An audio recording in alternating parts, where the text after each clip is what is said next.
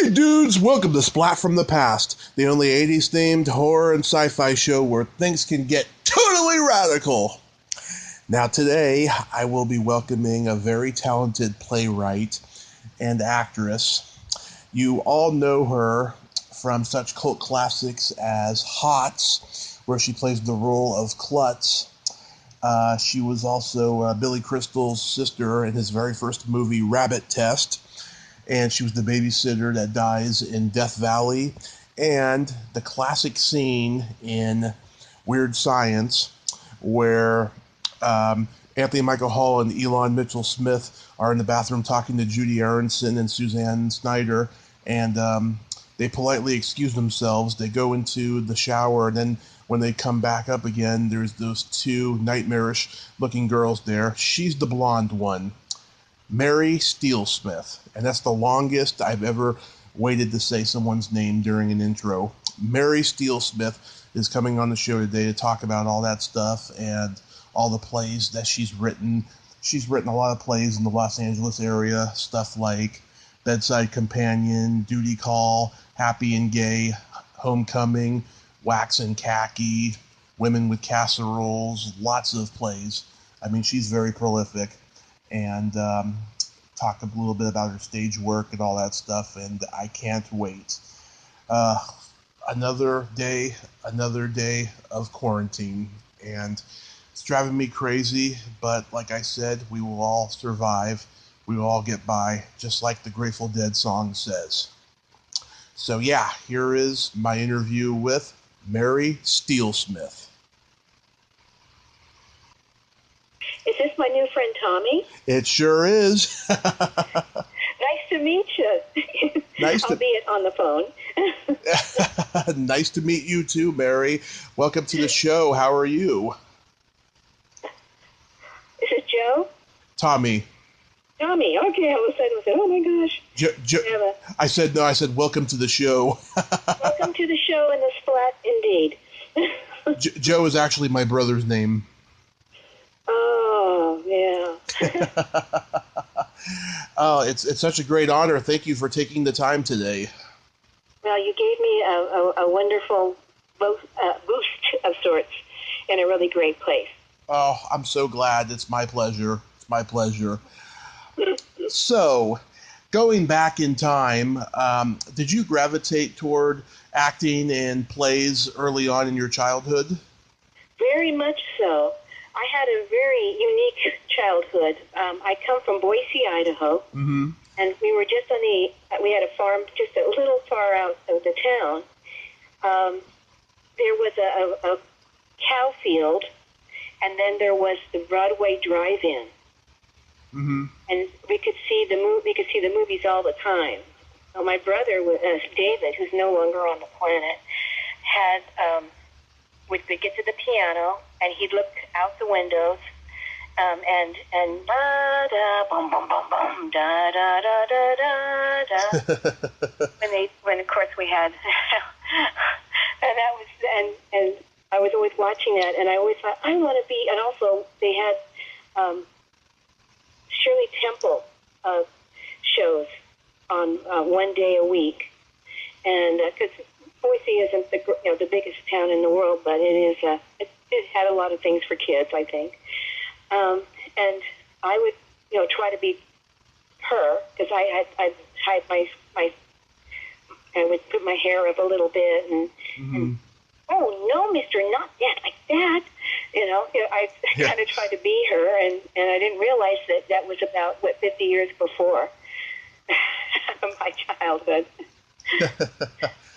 Yeah, that's kind of what that was about.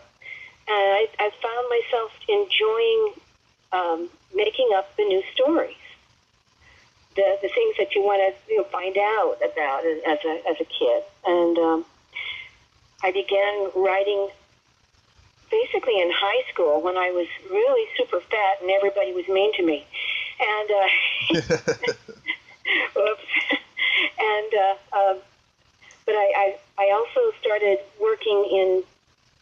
And sometimes when I would write something, it would be, I would win little prizes, $25. Oh my gosh, I got $25 as a kid. And it was when I was about 15, 16 years old. I was starting to write more and more of things, and I would find things that were really fun for me to do, and also kind of sometimes a tough one too. And I wanted to go to California. I wanted to be in the movies, no matter what. And I'll be dag-nabbed, but it really worked out. There was this. I found there's something called Dramalog with a. Oh yeah. I love Dramalog. That was really great. That was my best. Every Thursday, I'd be looking at Dramalog, and I got this one. I saw this one thing on it saying Joan Rivers is making a movie, and it's called Rabbit Test, and I went over there to see what she wanted me to do was be 500 pounds. And, I couldn't quite make it that way. But anyway, the person who was the lead in it was a very young Billy Crystal. Yep. And I played his little sister, quote unquote little sister, and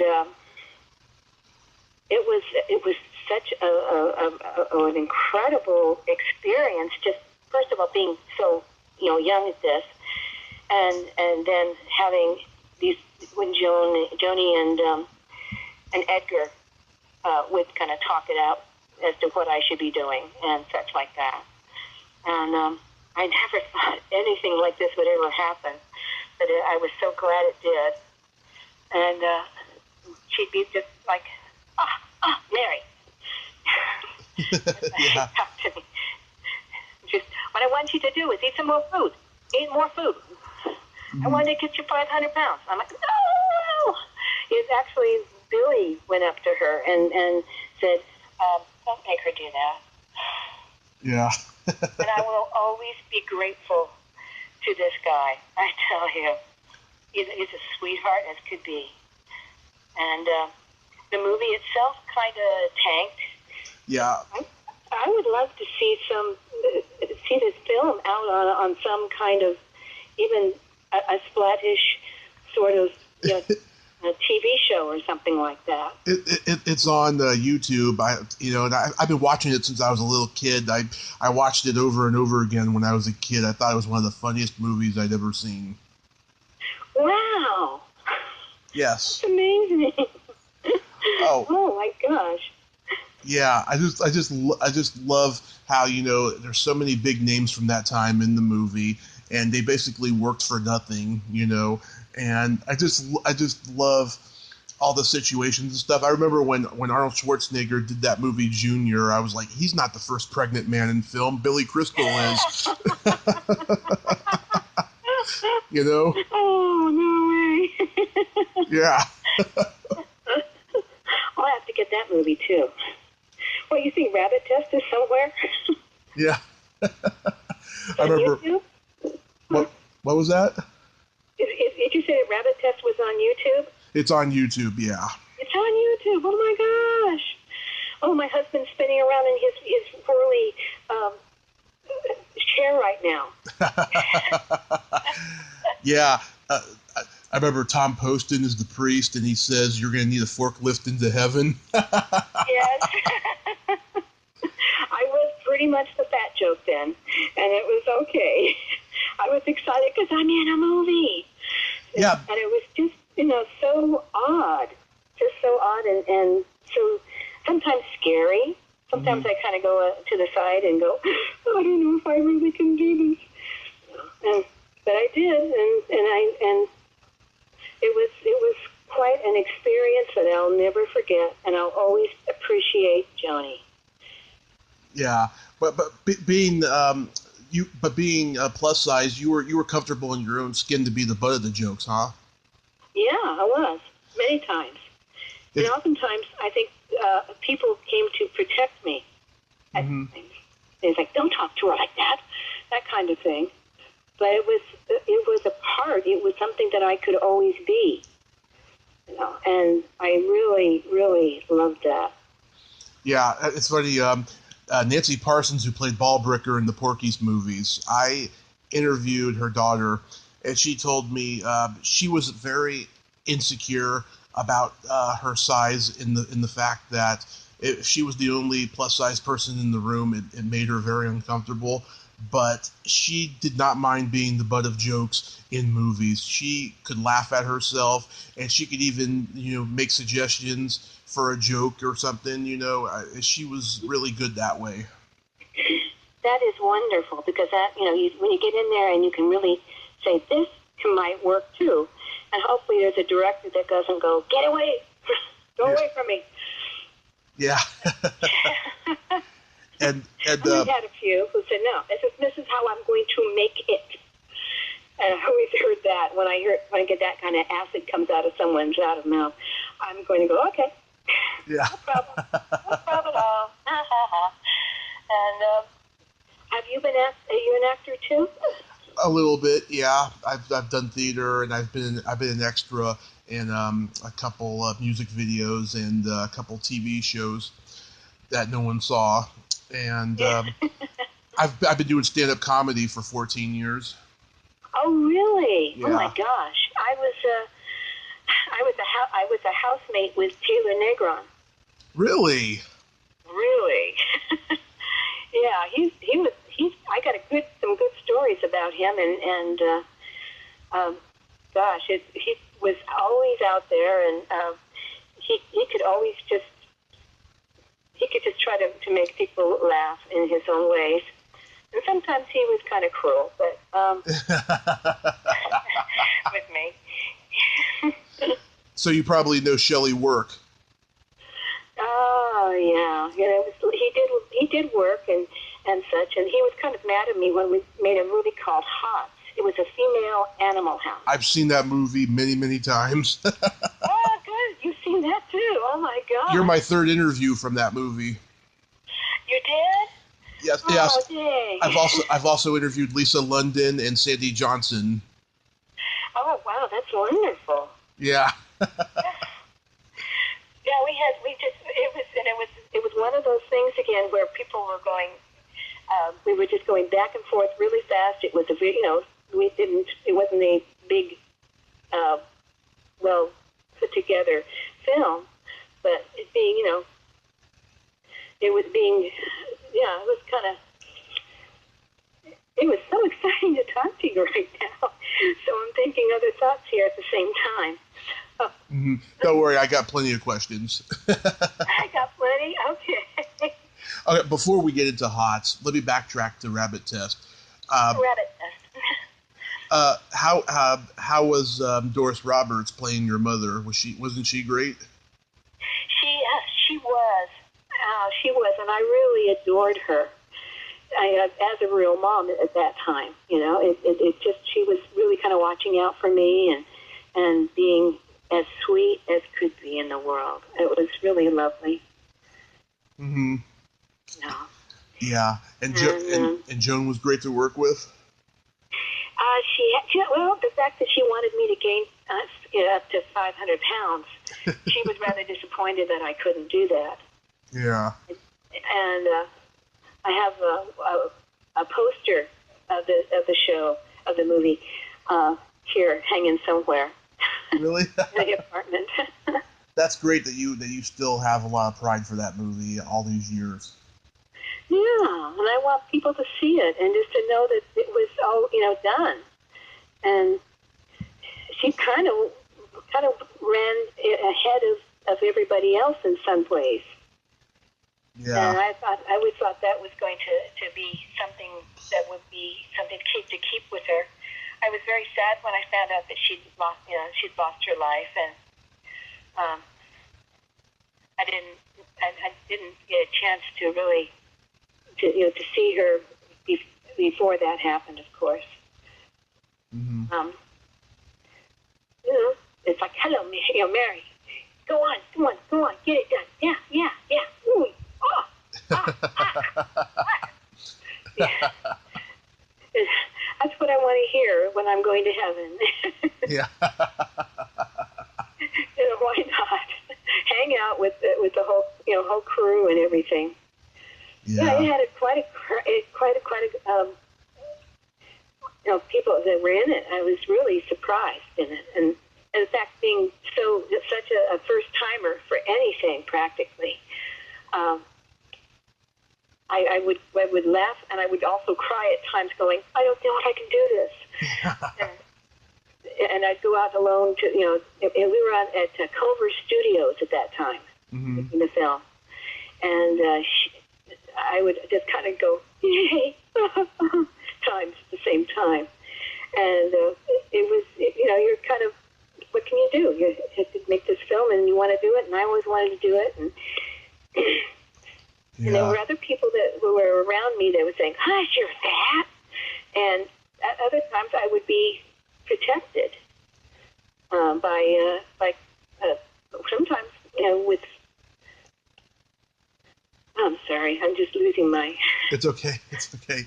At my moment here, no, Billy. Billy was kind of a protector, and I was kind of a protector of him. Mm-hmm. Gosh, well, Joan Prather. Yes. Found out they found out I didn't have a car or anything like that. I was being driven to and from the stages all the time, and God, I think I'd get in trouble for this. No, but Joan Prather was in Scientology, and she kept, as we were driving, she found out that I was being driven there, and Billy, and she spent a lot of time trying to get him to go and be part of it. And it was so, and I'm sitting in the back seat, and I'm whispering to Billy, I don't know if he heard it or not, "Don't do it." And that was a very strange time for me. But yeah. Wow. I saw this on YouTube the other night as I was doing research. You were in you had a really tiny part, non-speaking role in American Raspberry, a.k.a. Primetime. Primetime, yeah. Yes. And yeah, I didn't quite, I'll have to look at that film because I remember having, I think that got me into SAG-AFTRA, into SAG at that time. It wasn't SAG-AFTRA then. But, yeah, and I kind of went up to the the producer, and I said, okay, now, but I must have a line. Yeah. I have a line. I was being such a bit, but I really wanted to be a real actor, and that was an amazing again a time where I got this, like angels were all around me. Sometimes I thought. So that I did get into SAG and have been with it forever.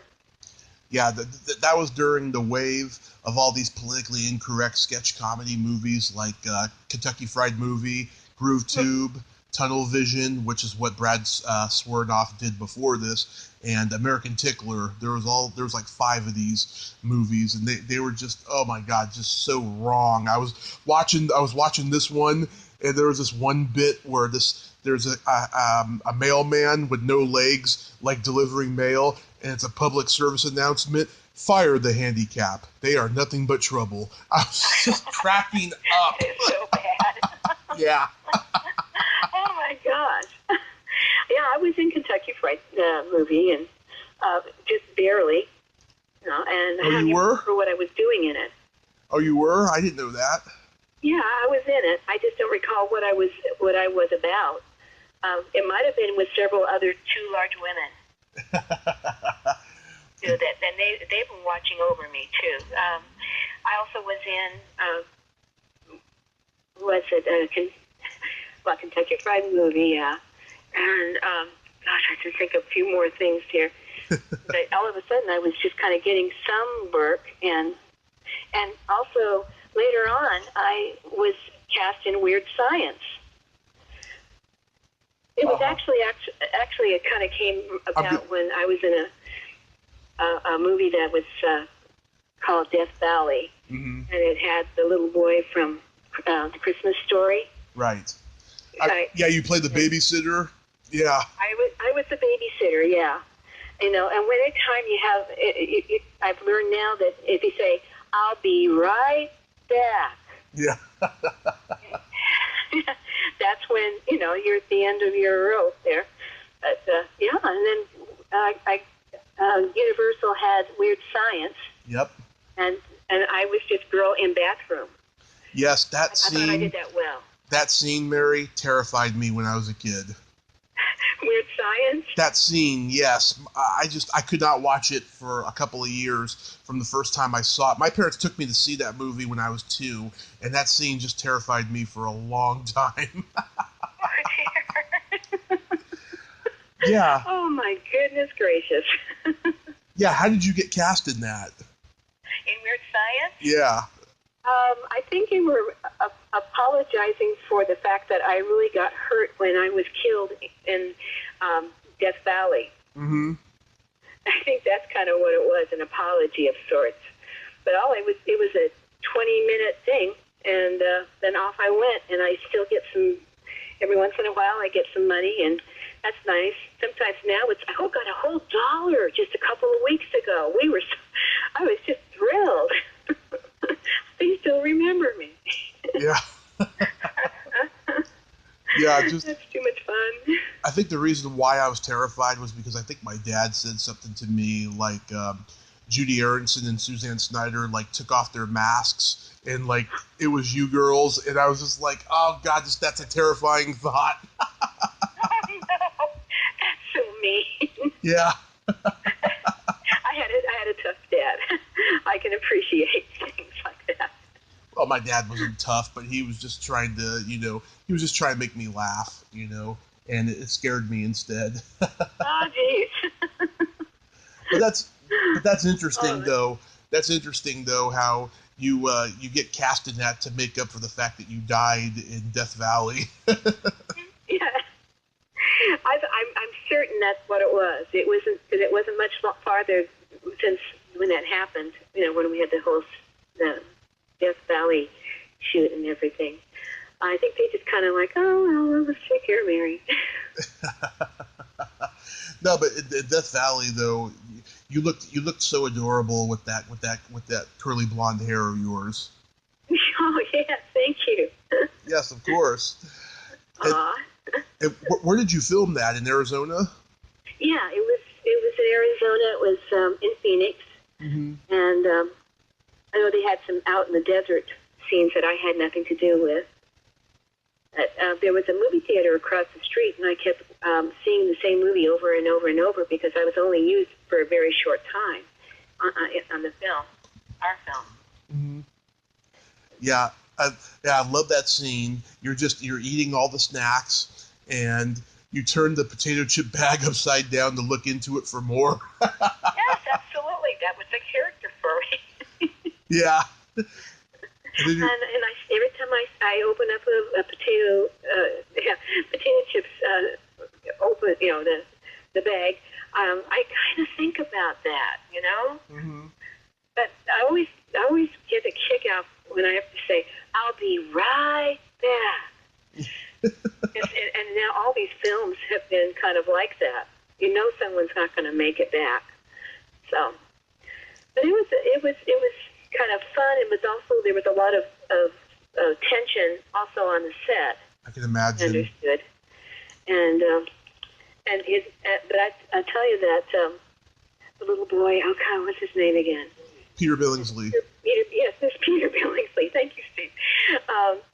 His mother was so perfect. She in having him have breaks.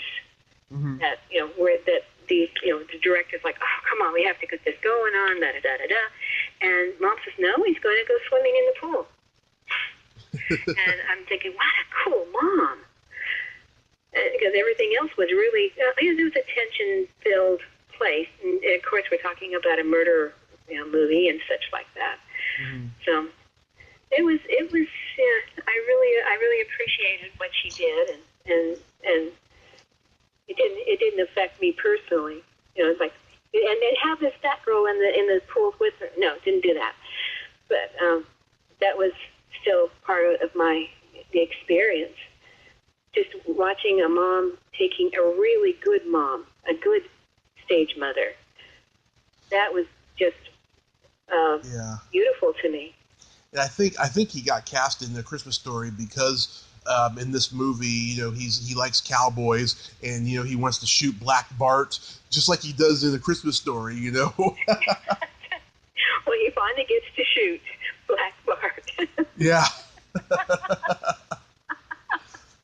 Oh, because it was after Death Valley. Right. And I'm pretty sure it was made very quickly after that. That's such a gem. I watch that and I watch him and I'm like, oh, I guess he's a producer nowadays. Yeah, I think he is, and I think that's why he doesn't do podcast interviews like this, but so many of his co-stars from that movie do. I've interviewed a couple of them, and good for him. He was such a familiar face in the early '80s. With not just that, but he also did movies like The Dirt Bike Kid, and he was in a movie with Burt Reynolds called Paternity, which is funny because Dick Richards, who directed Death Valley, directed Burt Reynolds in a movie called Heat, and Burt punched him in the face. Bless his heart. He was that bad? He was. Go ahead, let's do that scene again where he hits me on the on the edge of the ice cream machine, and yeah, that was very painful for me. Oh. And actually, I went to the hospital. I insisted on going to the hospital because I felt like I was having problems with my head and such. Right afterwards. And because it was they took me to the hospital, and that's when I was left. Then I was put on an airplane the next day to come back to LA. Yeah, because it was Stephen McHattie who kills you in the movie, right? Yeah, he's a toughie. I wanted to meet him at this convention a few years ago, but he canceled that last minute, and I was really devastated. Oh darn! Is he still on the planet? Yeah, he does those conventions. He acts in stuff that's being streamed, I guess, and whatever's left on TV. He still works. He's had a pretty good career. Yeah, I guess so. I know I had seen him in so many other things. I think some westerns and things. I think. Oh yeah. Gosh. That guy's had a career. What an interesting conversation we're having here. Yeah. It's never a dull moment on Splat from the Past, I tell you. I love that name, by the way. Oh, thank you. Yeah, I was. Past. Yeah, when I was trying to come up with a name for the show, I knew I wanted to do. It's a horror theme. And of course I stray from horror a lot now. But at the time, it was going to be a horror name, and I needed to come up with something, so I said Splat from the Past. Ah, it's a great name. It really is great. And it made me smile. I've seen it on my computer screen a lot, thinking, I wonder what that is. What is it? And then all of a sudden, there you are. It's really wonderful. Irony of irony. I tried to get this sex educator on the show, right? Oh, yeah? Yeah, and she said to me, and I quote, can you change the name of your show for my interview because Splat is just too offensive? And I'm like, oh my God, you say every dirty word in the book, you talk about sex very graphically in interviews, and you're going to tell me to change the name of my podcast? Well, I don't think she's secure. Yeah, so I didn't do the interview. I was just like, sorry, I can't do it. I don't want you that badly. Whereabouts are you? Okay, so I'm born and raised in San Francisco, and about 3 years ago, I moved to Redding, California with my mother because we lost everything financially in 2013. We were living on the streets pretty much, and I got hit by a car during that time, and I was in a coma for 30 days. Just a lot's happened. Oh, no. In the last 7 years. I got smacked by a car. Really? Yeah, and he just kind of ran over me, and that was years ago when I was like trying to. My dad worked in the Idaho Capitol and the State House, and I was walking toward that, and then, boom, I got smacked, and the person just drove away. And I kind of like had to limp into the State House with all these people looking at me, legislators and everything else. And I still have a little thing on the side of my hip that's on it. So I think it's kind of interesting to have things to remember by. Yeah, the fact that I have metal in my leg because I broke it in 7 places, it's just a reminder to me every day of how lucky I am, and the fact that I didn't lose my leg, and that I've been given this second chance. And you're still on the planet. That's the best part of it all. Mm-hmm. I had a lot of friends who also who were in the business who had AIDS. Mm-hmm. I'm going into a different event here. Yeah. It was, and I would be with them. I was a bedside companion of sorts, and had a wonderful guy named Michael Friedman, whose name is now on the side of the Comedy Store. Oh, nice. I'm a big Comedy Store fan. Oh, me too. Well, having lived with Taylor Negron, and then having Michael as my dear friend, and in the beginning when I first met him, mm-hmm. first Michael Friedman, he was in a Cheech and Chong movie, like 2 guys being beaten up. And I don't remember, it was out at a gas station or something. But anyway, he had this feeling toward, he's a good friend of mine, and then he decided that maybe he could have children with me. And I said, aren't you gay? And he said, yeah, well, they didn't want to know that. And it was a very interesting conversation that I had with him. And he left the planet just quite a few years ago, back in 1985.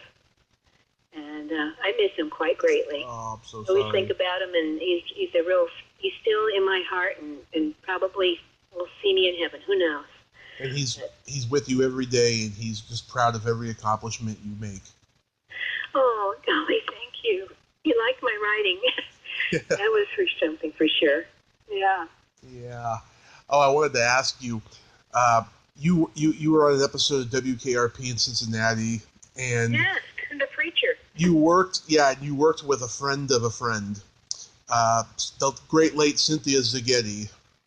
Oh yes, she's left the planet, hasn't she? Yes. Oh, I miss her too. She's the one who got me into that. We got a devil. I don't remember the song. We're going to take the devil and gosh, we did something with it. I remember. Yeah, I remember that episode so well and stuff. Yeah, I didn't get to meet Cynthia, but one of her best friends who she went to high school with, who formed the Groundlings, is a very dear friend of mine, and she has told me a lot about her. Gosh, I love the Groundlings. That's a fabulous group of people. Mm-hmm. Very smart, and some of them actually get good jobs and such. And wow, I lived with Taylor Negron, and he was running through all of those groups. The LA Connection. Mm-hmm. There was one called the LA Connection, and that was one of the things that kind of got me in some films, and Taylor also. So, but, how wonderful to have a groundling in your life of sorts. Well, I have several. I've interviewed several on this show, and the founding ones are my favorites because they were there at humble beginnings. They performed, on a stage with no chairs, just pillows. I mean, they really worked hard to achieve what the Groundlings is today. Oh gosh, that is really wonderful just to know. Mm-hmm. Gosh, what else do we talk about here? How about the episode of Starsky and Hutch? Oh, Starsky and Hutch. Gosh. Yeah. I was being fondled by, his name again? John Carradine. John Carradine. I was his girlfriend,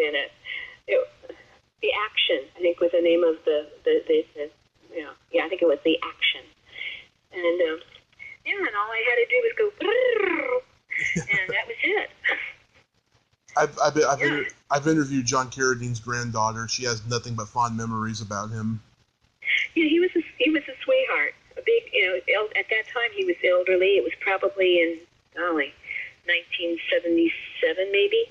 Yeah. And he was definitely very pro and real sweet. And I think he liked the little that I added in, and that was cool. This is a powerhouse guest starring cast because Melanie Griffith is in there. Was she really? Yes. Oh, wow. The great M. Emmett Walsh, one of the great character actors. Would you believe that I worked in his publicist's office? Really? Emmett. And he would call the office and he'd go, "It's Walsh."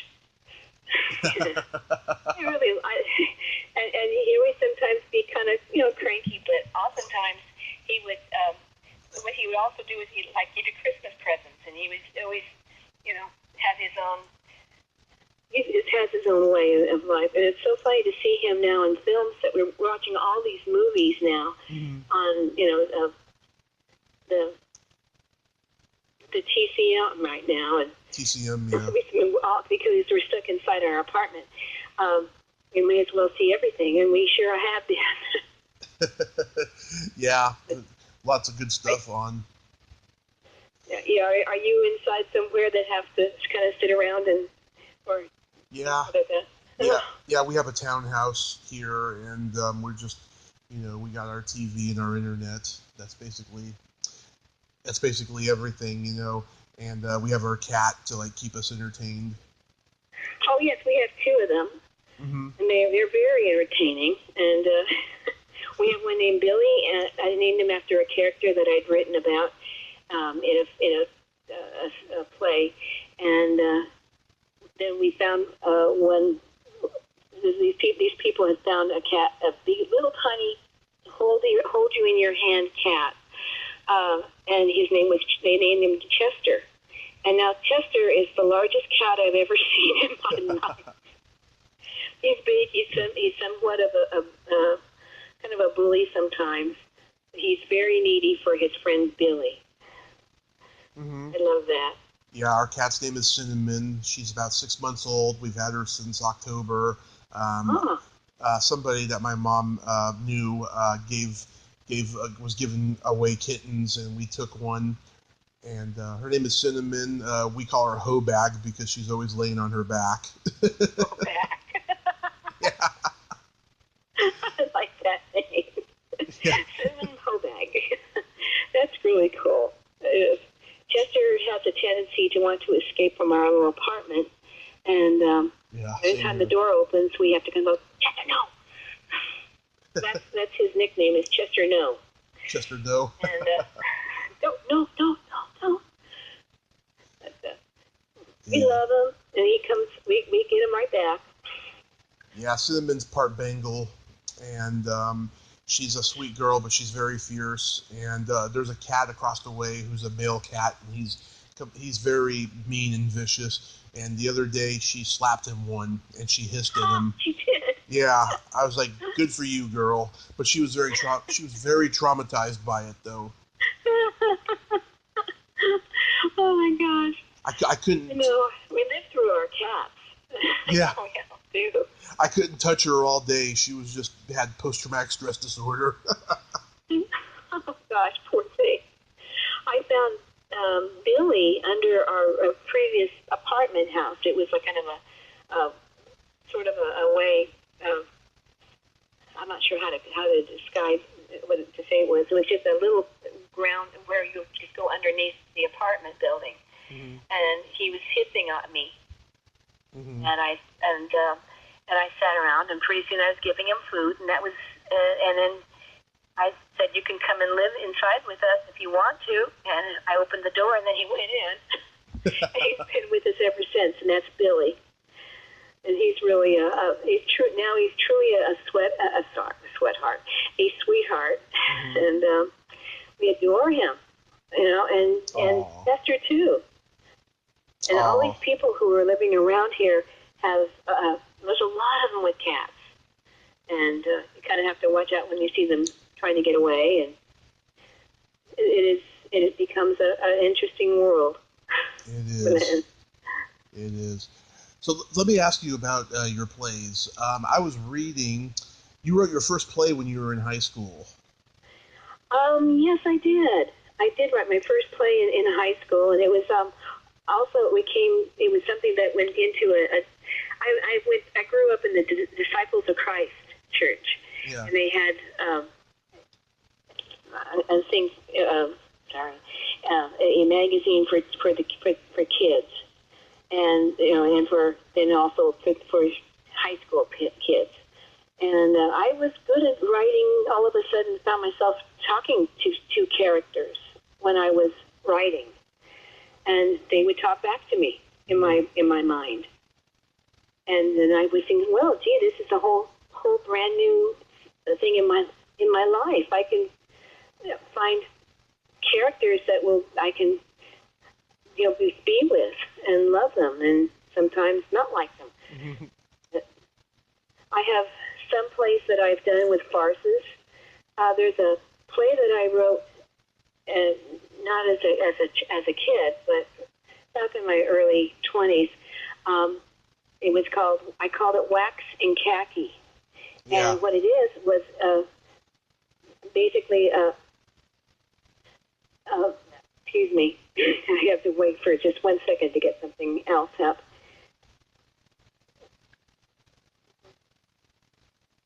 Wax and Khaki was it was a parody of a movie that was made in the 1940s during the World War, of course. And we had, and the characters were always kind of trying to find out how they can get out. There are three women who are caught behind the bad lines, and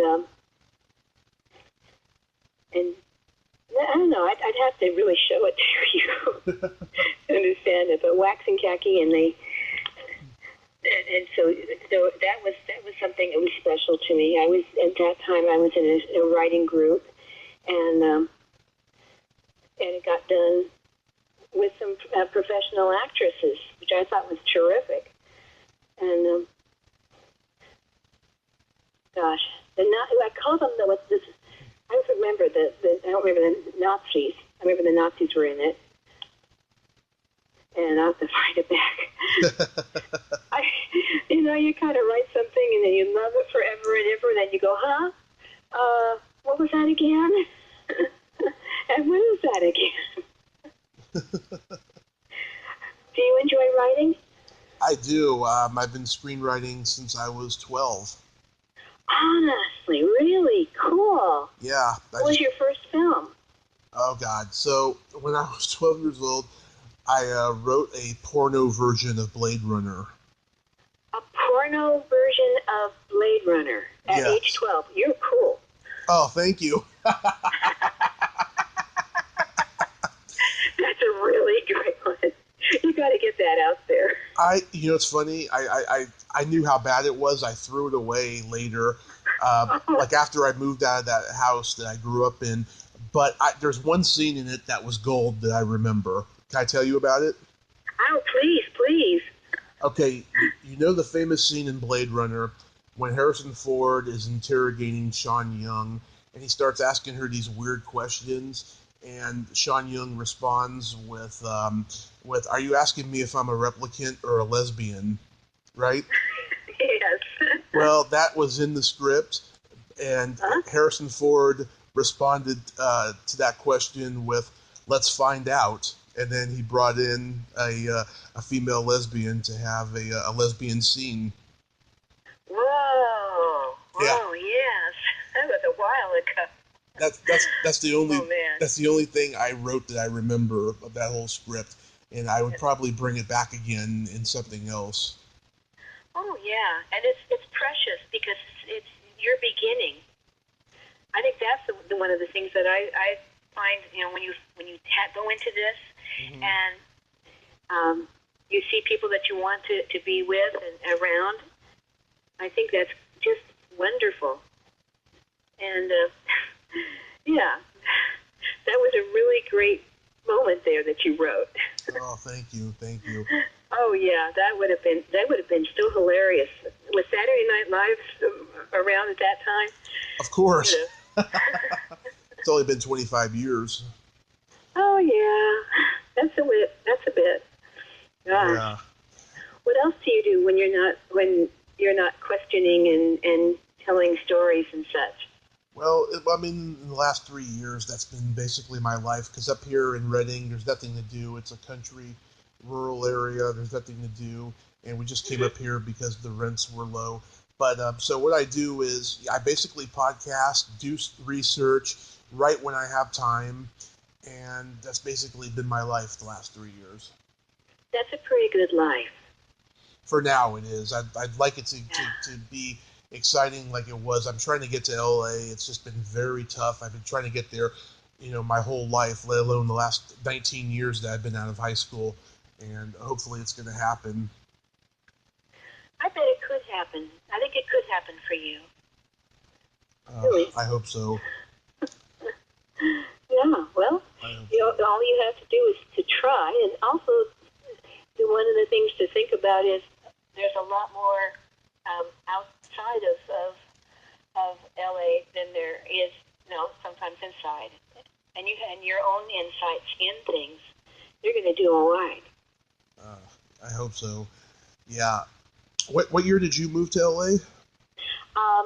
It was in 1976. I remember that was the centennial. 76. I was a babysitter for a family that was going to LA, and irony of irony. Isn't that funny? Yeah, it is, and that's how it started. Just kind of all of a sudden, I had to find work, and I really wanted to be in the movies. Oh, please let me be in the movies, and that was my greatest want. And be on TV. Oh, please let me be on TV. Please let me be. But we say. I love when we sang in that was the Preacher episode of WKRP. It was the second one that was made. Right. It was just being started, and my gosh, I have to remember. We got the devil, got him in a Bulgarian headlock. Throw him right through to the. I don't remember the rest of it. Something to the sky. Mm-hmm. Anyway, I'll probably have to look that up again. I may have the script somewhere. I don't know. But anyway, yeah. Gosh. Yeah. You having fun with us? Is this good? I'm having a lot of fun with you. Yes. Oh, that's nice. Thank you.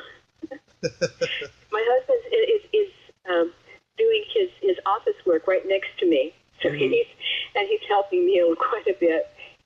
Because I sometimes forget words and things like that at this point in my life. But I am happy to be here. Oh, happy to be in this world. Awesome. Yeah. Yeah. But so you mentioned before about how you wanted to be in the movies and such, right? But what was more your passion, acting or playwriting?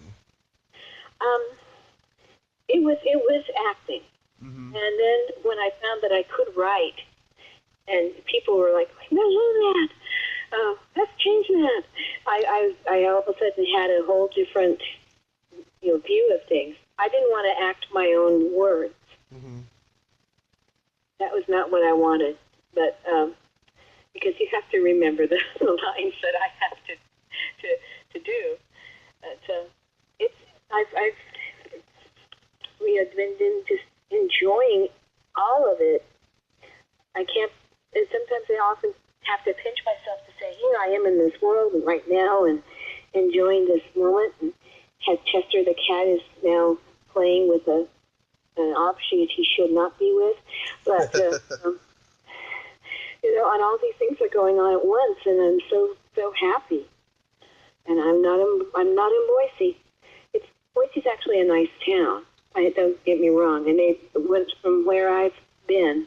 I was out of town. I was pretty much out of town for a while, And they have their own they have their own film people there and such, and I appreciated being, in there.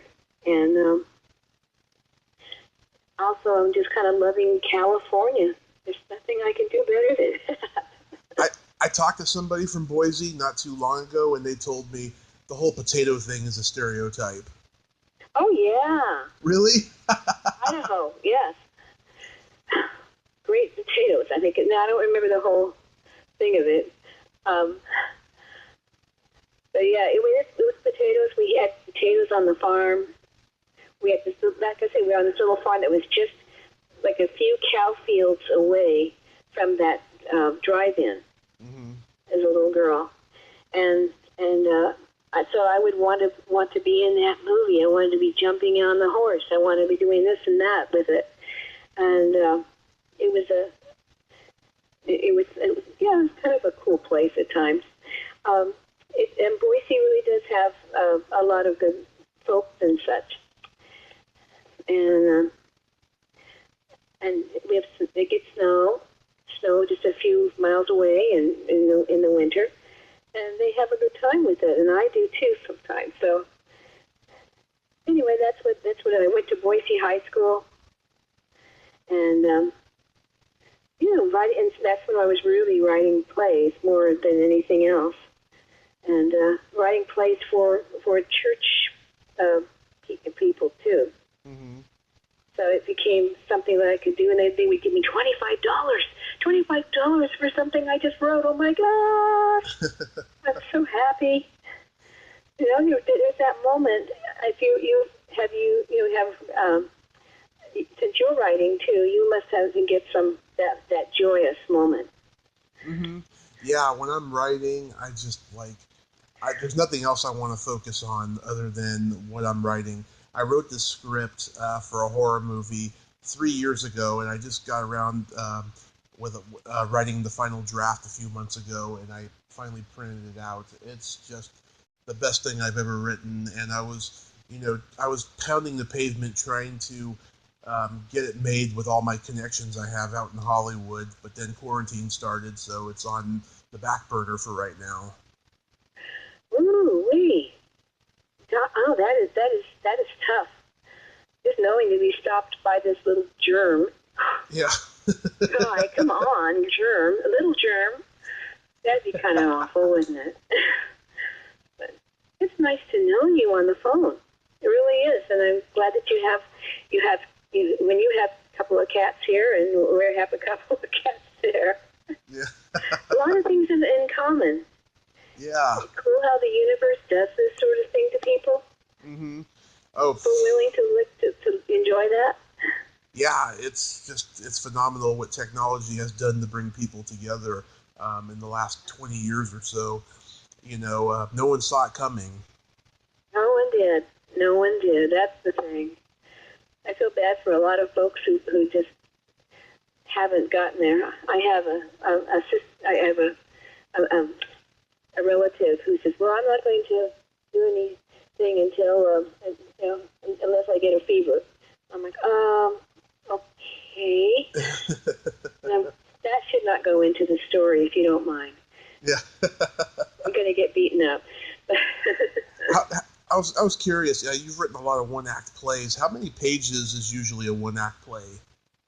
It can go all the way from up to about 60 pages. I like really short ones. Yeah. I like doing that with very short plays and such. Yeah, I used to volunteer for a theater company that did one-act plays, and they were just beautiful. They were very dialogue-heavy, of course, no music, and just great actors this company had gotten, and very short intermission breaks too. Oh yeah, everybody runs to the laboratories, and then they come back in and they start again. They start anew in a brand new story. Those are the kinds I like too. Yeah. What's the next one? Have you ever thought about Have you ever thought about writing a musical? You know, I have. I have thought about that. And I'm not musically seated, so to speak, but I sure wanted to. I've always thought, well, I sing to the cats anyway, so they have to put up with me. Just on that end of it. Yeah, same here. I mean, I would love to write a musical because I love musicals, but I just don't think I have the patience to even come up with songs, even though I can't write music. Yeah, well, I think you probably write the book first. Mm-hmm. And then get into that, and you'll probably be humming by the time that you're done. Yeah, that's true. Yeah, I like that. So in this time of quarantine, do you have anything that you're writing? I've been thinking about it and thinking, oh my gosh, what'll happen when it's... I'd like to write about what happens when it's over with. And maybe a story of that. That would work. Maybe a story of it, yeah. And I'd like to, just the thing that I want to happen would happen on stage. And, gosh, that would be the thing I'd really want to have. Oh, yeah. Yeah, that'd be great, a quarantine play. God. That would be Quarantine Man, I am the cold. Yeah. That would make a really great, yeah, why not? Yeah, I can see us doing that. Yeah. Well, I didn't think a musical, but just like a play, something like The Diary of Anne Frank or something. Yes, people stuck in this all the time. I would like to. I think that there might be some folks with that gumption, but I don't know if they'll be writing it. That would be so wonderful if that was written, and I'd like to see it as a play and also maybe as a musical. The thing is, if we keep singing to each other, we're going to be all right. Mm-hmm. That's how I think of the world. Absolutely. You seem to have this very, very caring, very free-spirited view of the world. Sort of, kind of, yes.